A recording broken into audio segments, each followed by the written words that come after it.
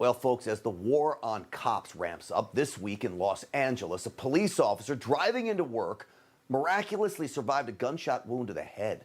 Police are accusing a 14-year-old boy for the attack. In Georgia, Officer Dylan Harrison is now dead after another ambush-style shooting on his first day with the Alamo Police Department. Officer Harrison leaves behind a wife and a 6-month-old baby.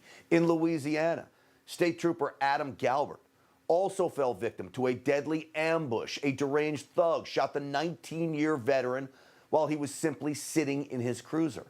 Trooper Galbert's body went unnoticed for 12 hours following the murder. Police did finally arrest the suspect after he went on a multi-parish crime spree and shooting spree as well. Now federal agents are targets too. A DEA agent is now dead and another in critical condition following a shootout on an Amtrak train in Tucson, Arizona. You can hear the gunshots on the video. The officers were searching for illegal drugs and weapons when the suspects opened fire. Agents killed one suspect.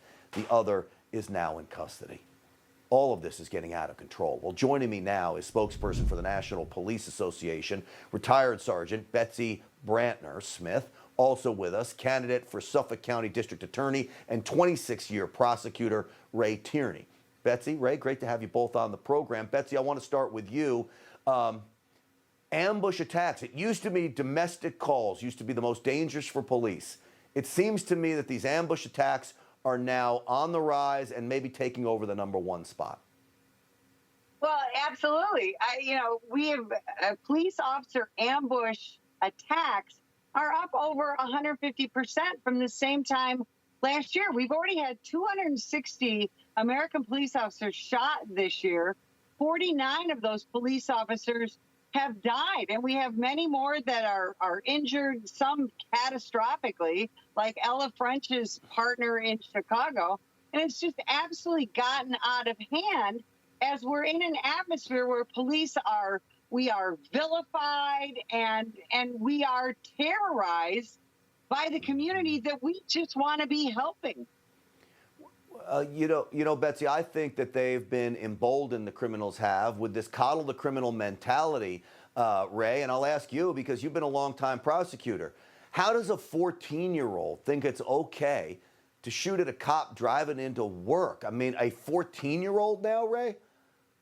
I think it's, it's indicative of what's going on. And I think it's part of this overall criminal justice and bail reform movement, which is really disastrous because what's happening is we have the legislators legislating, substituting their judgment for who should stay in jail and who should get out. And unfortunately, they are letting everyone out of jail.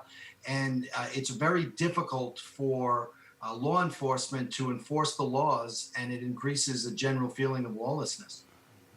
Yeah. Betsy, how concerned are police when they go out every day? We always talk about no calls routine.